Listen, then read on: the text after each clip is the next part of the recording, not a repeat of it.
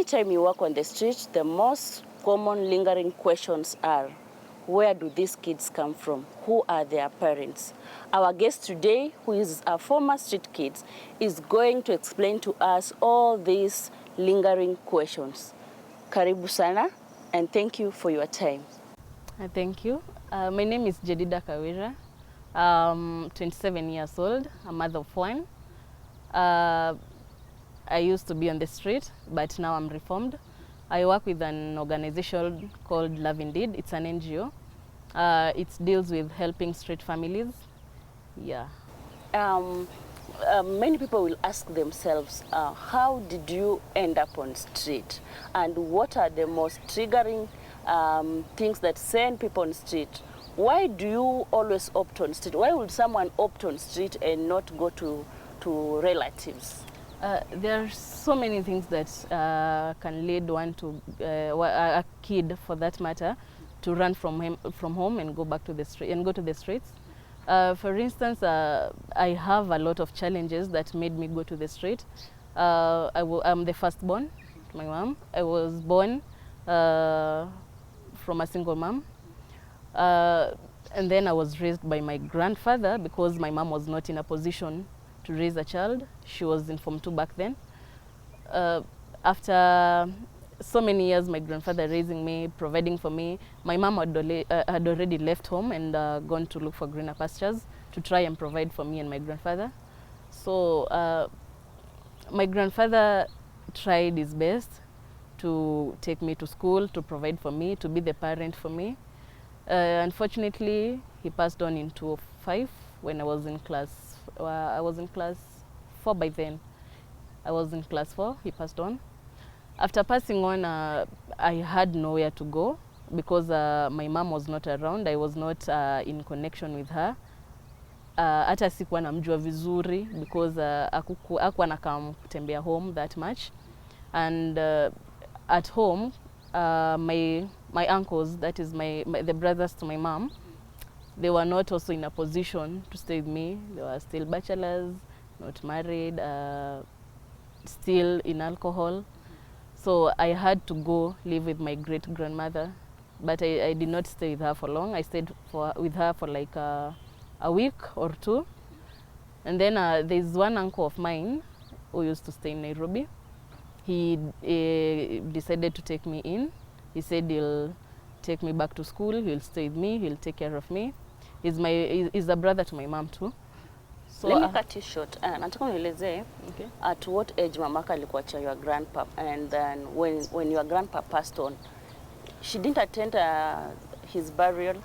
Okay, my grandpa alinichukua nikiwa around 2 years. That's when alinichukua. Initially tulikuwa tunakaa na my mom kwa relative in Nairobi ever since I was born. So challenges zikaanza ku arise, you know, staying with relatives, you have a kid. That was now the situation for my mom, staying with anakaa kwa relative, she has a kid. That's like a burden, staying at someone's place with a kid. So venye vitu zilianza kuchange, aka have kunipeleka home to my grandpa to stay with him so that aone kama anaweza tafuta job, aone kama anaweza kuwa anasaidia my grandpa. And ever since she gave me to my grandfather, hakuwa anakuja kutembea nyumbani. Later on I came to learn that things zilienda zikakuwa worse on her side, so that's the reason why hakuwa anakuja kutembea. So you can see later nilichukuliwa na my grandpa. I was very young, so singekuwa na hiyo memory ya how my mom like tulikuwa na yeye, how she used to take care of me. Sikuwa na hizo memories, nilikuwa bado mdogo. My grandpa kanichukua kwanzia hapo. Hiyo connection yangu na my mom ikakuwa imekakatwa hivyo. So nikaendelea kwa na my grandpa kanilea. In fact it reached a point nikaanza kumuita my dad. Nilikuwa namuitanga dad because he was the only parent I knew. He was like a father figure to me. So namuita venye nasikia watoto wengine wakiitana dad. And for him, I think I was too young. Like angekuja kuni-approach kuniambia ati I'm not your dad, I'm my grandfather. Like hiyo ilikuwa ina need a lot of explanation. yenye by then hata angejaribu kunielezea maybe singeelewa. So my grandpa was really great. He really used to dedicate his time to spend with me. So 2005 venye alipass, vitu zilianza and then I had a step grandmother, but hatukuwa na hiyo bond sana. I was so used to my grandfather. So immediately after my grandfather was buried, alibeba vitu zake akaenda. I didn't know where I don't know where she went. So you can imagine with my age, staying alone in that home. Yeah, I was just alone kwa hiyo nyumba, stranded. I don't know what to do. Fortunately, there was my great grandmother, the mom to my grandfather. Then again alikuwa mzee pia sana. Nikaenda kuishi na yeye. Nikakaa for like 1 week, 2 weeks. Yeah, around 2 weeks at most. Kuna huyu uncle yangu, the brother to my mom, mwenye alikuwa anakaa huku Nairobi Dagoretti Corner. So aka decide atanichukua, atanipeleka shule. Akasema atatake care of me. So I saw that as a very good opportunity for me to continue with my studies. Yeah, so nika move in na yeye. The first few months zilikuwa sawa. He treated me well, alinipeleka shule, as he had said. Everything was okay until their wife now gave birth to their first child. That when things started to fall apart. Nikakuwa once in a while naambiwa usiende shule, you have to watch over your cousin, your aunt has to go to work. And I'm like, I'm still young. Sasa ilipata nikiwa class 6. Niko like, bado mimi ni mdogo na need kwenda shule. How am I even supposed to take care of this child mwenye naachiwa? So ikakuwa nikitry kucomplain inakuwa ni issue. Complain to my uncle, sijaenda shule, nafaa kwenda shule, ananichapa. Nikienda shule, mwalimu anajaribu kuniuliza, mbona ukuji shule, unashinda tu utamwambia nini? So situation ikaanza kuwa hivyo. Ika move from taking care of my cousin to now you have to do all the house chores. So my aunt aende job, my uncle alikuwa nakunywa pia, aende pia shughuli zake, mimi nibaki niangalie mtoi, nifanye house chores zote. Most of the time napata hakuna food, nisiulize kama kuna chakula. Asubuhi maybe wakitoka, uji ya mtoto imepikwa, chakula ya mtoto imepikwa, but hakuna kitu yangu ya kukula. So it's up to me nijue venye nitafanya. So it's like working without eating. Yeah, it's like working without eating, taking care of. Sometimes I used to hiyo chakula ya mtoto sio sana uji na kunywa kidogo at least because usiku nimelala njaa. Asubuhi ndio hiyo nafaa kuangalia mtoto hiyo mpaka feel unasikia njaa mpaka unashake. Yeah, lucky for me kulikuwa na one neighbor alikuwa ana watch everything yenye ilikuwa ina go on. So sometimes alikuwa saa zenye akona chakula amebakisha alikuwa anangoja tu aunti yangu na kwangu anatoka ananiita. Ananipa ile chakula maybe alikuwa amebakisha. At least naona yenyewe kuna mtu anajali. Apart from that there's this another neighbor alikuwa mwanaume, alikuwa anafanya, I don't know alikuwa anafanya na which company, but I can recall ilikuwa ya biscuits because he had so many biscuits kwa hao yake. So he used like tunaenda hapo hivyo, alikuwa anaita watu hapo hivyo anawapea. So for me ilikuwa opportunity, nikimwona tu hivi nataka biscuit because of course niko njaa.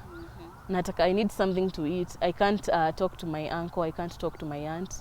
So nikienda hapo hivyo namwambia nipe biscuit tunapata yako. So like anataka kushika ndio akupe biscuits, but it's a situation I had to cope with because I had to survive, I had to eat. At a certain point kuna I remember ndio nikuja kutoroka sasa from my uncle's place.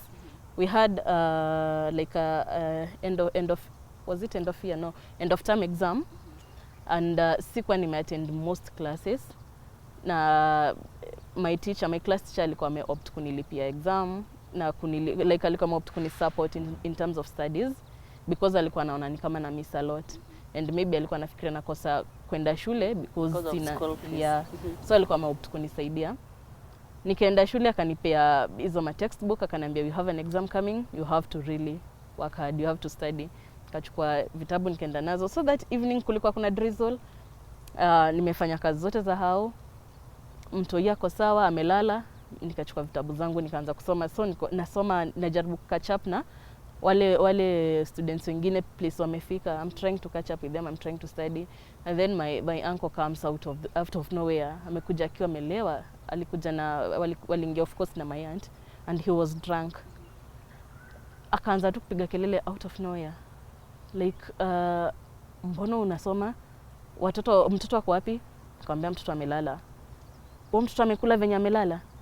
Yeah, amekula. Uko sure amekula? Mimi ndio umekula hizo chakula? Niko like anauliza zile questions za kutrigger. Trying to answer his questions inakaa ni kama I'm being rude to him, yet I'm trying to answer zile questions zenye anauliza. So he got mad, akachukua vitabu zangu akatupa kwa mvua.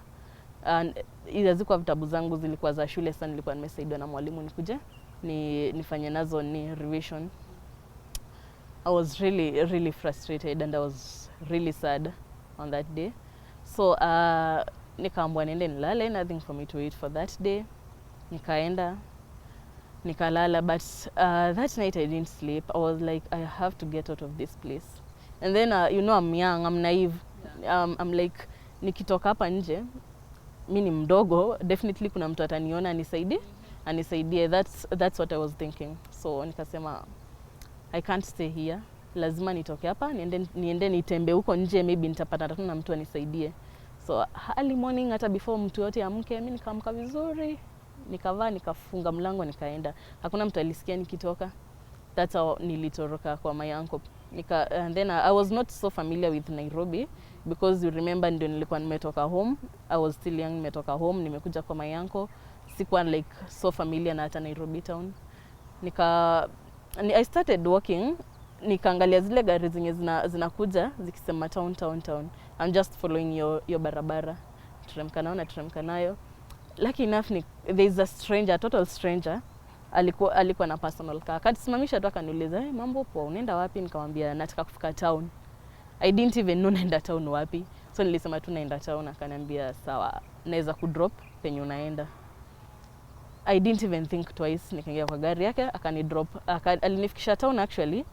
Na akaniambia sawa, mimi nimekufikisha town, mimi naenda shughuli zangu. And that's how mimi nilifika town.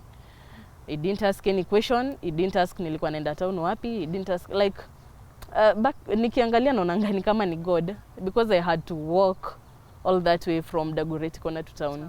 Yeah, so nikafika town. Sasa nimefika town, I'm stranded. Sijui mtu yoyote. I don't know where to start from. I don't know who to talk to or who to approach. Nikaanza tu kutembea tu, just walking around. Nikaona venye watu sasa kuna watu wanatembeanga. Back then ulikuwa unapata mtu yeye akona kitu like kamkebe akiomba. So nikaona okay, that's not a bad idea. Mimi nikachukua yangu kwa hizi takataka, nikachukua kamkebe kangu ka coffee yenye imekunywa lafika acha nikachukua. Nikaanza pia mimi sasa kuangalia venye watu wanafanya, nikaendelea hivyo. So while nikifanya hivyo nikapatana na kulikuwa na wasichana wengine pia walikuwa naomba. And then you know, hao watu wanajuananga venye wanakuaga town. Yeah, wanajuananga. So utapata kuna wenye wanaomba hii area, wanajua hao wanaombanga hapa, kuna wengine wanaombanga like wanajuana. So they have specific places za kwenda kuomba. Kila mtu ako na area yake ya kuomba. So they definitely noticed msichana ni mgeni, hatumjui. Ndio msichana mmoja akani-approach, akaniuliza mambo, nikamwambia, "Po unaitwa nani?" Nikamueleza, akaniuliza nimetoka wapi. Sasa nikaanza kumuelezea venye kuko.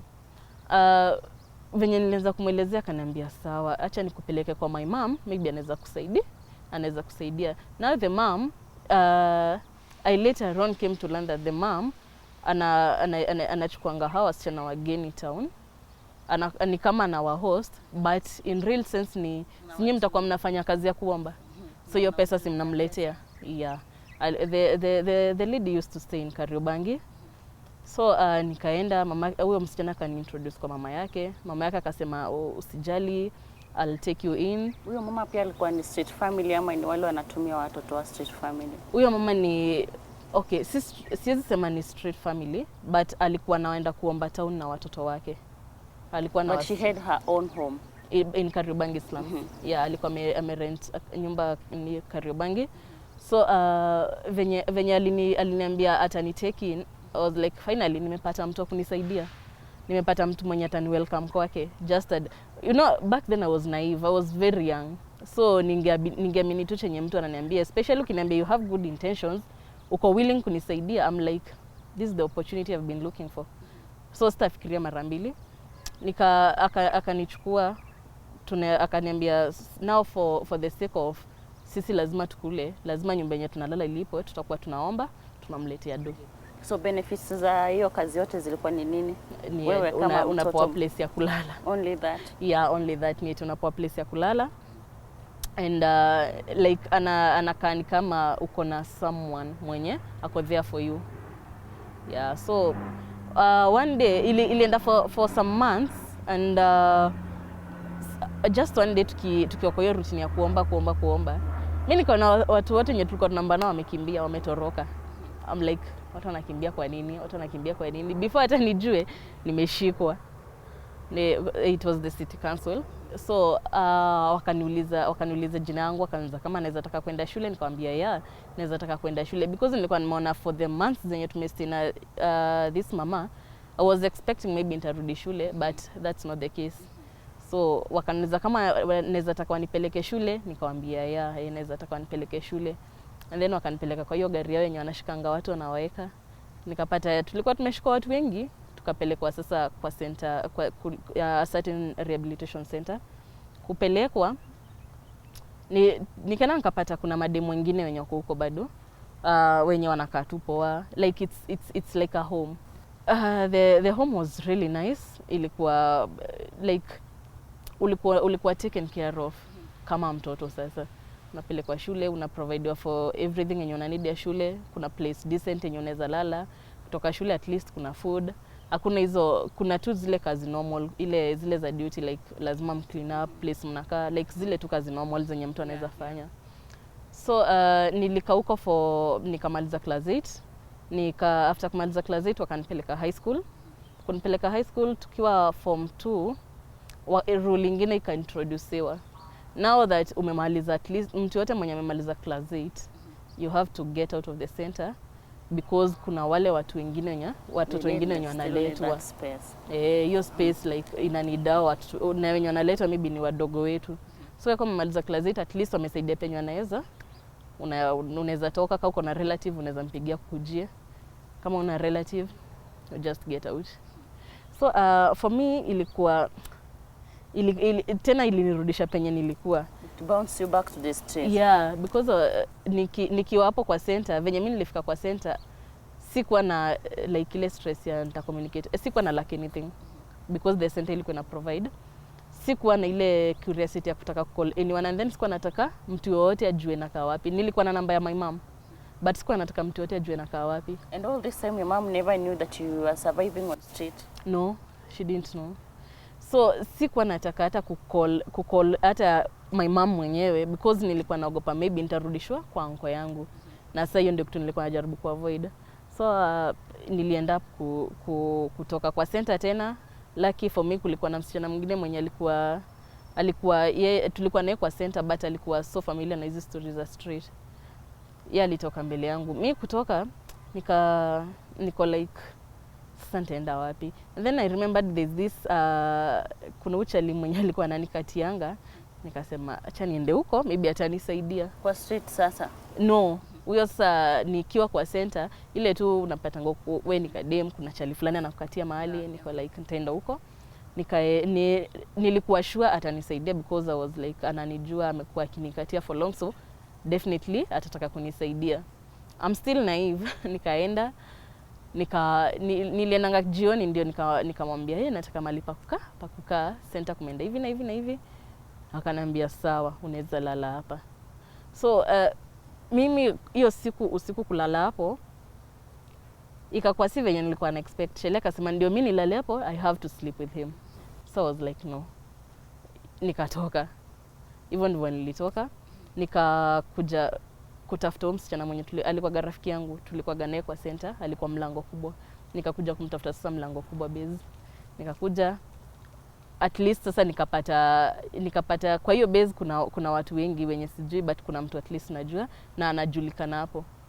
So ikakuwa tena hivyo ndivyo nilirudi base tena mara ya pili kwa street. Sasa mara ya pili kurudi, msichana akani introduce tu vizuri kwa mabeshte wengine kwa base, because sasa kwa street kuna kuagana like kama hii ni base yetu, outsider ukiingia hapo lazima maybe uko unajua mtu hapo, otherwise utakubalishwa. So yeye akaniingiza hapo hivyo, nikaanza kukaa hapo, but ikafika point tena lazima nikule, lazima ni survive. Pia ni dem, si ati anafanya kazi ati ata ni provide hizo vitu. So for you to survive kwa street lazima at least ukuwe na chali kwa street mwenye utapata maybe anaku protect, because unajua kwa street hakuna mtu yote anakuangalia. Anyone anaweza kuja kufanya chenye anataka. There's a lot of insecurity. Yeah. So mtu yote anaweza kuja kufanya chenye anataka na aende. You have to lazima kwa at least na chali mwenye anakuangalia. Akienda collect plastics auze, ama aende maybe aibe, anaweza kuletea kitu ya kukula. Because when ni dem hakuna kitu unaweza fanya. Hauna hata anything ama papers unaweza enda ku approach mtu akupe kazi. So even when nilipata search ilikuwa base. Before I knew it nikapata niko na ball. Life search na sikanzi hapo. Still najaribu kuangalia naweza pata wapi mtu mwenye anaweza nisaidia bado. Sikuwa nime lose hope. Nilikuwa like nikipata tu chance ya mtu mwenye anaweza nisaidia nitoke kwa hii maisha, nirudi shule, I'll definitely take that. So nikapata ball, and then nikakaa for like nilika 8 months. The 9th month nikienda kujifungua, niko almost kujifungua, ndio sasa rafiki yangu akaniambia kuna organization fulani tunaendanga kukula every month wanapikanga once every month wanapikanga, mnaenda mnakula, mnapewa nguo, and you know ukiwa kwa street food it's such a big deal, because hiyo chakula ndio unatafuta sasa. Hakuna mtu akupea chakula, hakuna place unaenda unapata hiyo chakula imepikwa ukule. Ukiikosa it's either uende kwa dustbin, kwa hizi bin zenye za hoteli uangalie leftovers, ama uende kwa hoteli ukiomba leftovers. So nikisikia place kuna food, definitely I'll have to go. Niende nipate hiyo food na nipate at least nguo ya kuchange. During the program walikuwa wana take time kuongelesha the street families, kueleza chenye wanafanya, and then in between tukiinteract nao nikasikia amesema ule mtu mwenye anataka kuchange ama mwenye anataka kutoka kwa street anaweza baki nyuma aongee nao. Even though sasa mimi nilibaki nyuma, nikaongea nao, nikawapea story yangu, nikawaeleza venye na chenye ilifanya nikakuja kwa street, nikawaambia I would love to get out of the street and maybe better my life. Wakasema watanisaidia, and then wakanipea hiyo time ya assessment ile wanakuambia kuja church, attend service hivyo, mpaka wakaona enyewe this girl really wants to change.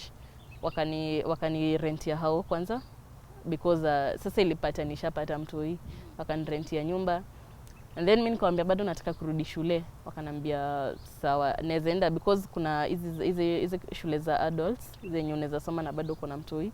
Nikaenda nikatafuta hiyo, wakaanza kunilipia, and then wao wenyewe waka communicate na with my mom, wakaniambia niongee na mamangu pia nione kama anaweza taka kuchukua mtoto wangu wanipeleke boarding school penye naweza concentrate na masomo. Nikaongea na my mom akakubali, nikampelekea mtoto. Hata sikuongea na yeye because nimekwambia hatukuwa na hiyo connection, hatukuwa na bond yoyote. So mimi nilienda tu nimempea mtoto na nikaenda.